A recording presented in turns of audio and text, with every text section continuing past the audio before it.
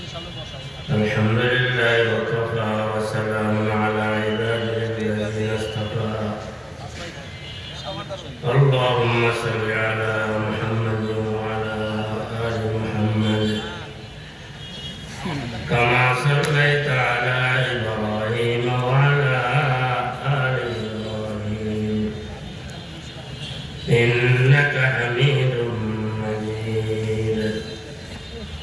اللهم بارك على محمد وعلى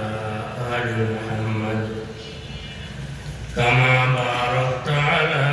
إبراهيم وعلى آل إبراهيم إنك حميد مجيد أما بعد فأعوذ بالله من الشيطان الرجيم بسم الله الرحمن الرحيم والذين آمنوا أشد حبا لله وقال رسول الله صلى الله عليه وسلم من أحب سنتي فقد أحبني ومن أحبني كان معي في الجنة أو كما قال عليه الصلاة والسلام الحمد لله ثم الحمد لله ঐতিহ্যবাহী ঢাকা গাজীপুর শফিপুর জামিয়াতুল ওয়ালিদা আল ইসলামিয়া এর উদ্যোগে আয়োজিত এই মুবারক মজলিসের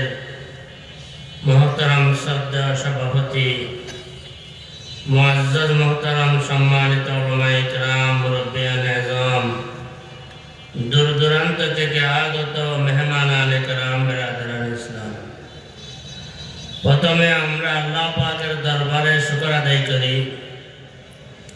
যে আল্লাহ পাক রব্বুল আলামিন আমাদেরকে হায়াত রেখেছেন সুস্থ রেখেছেন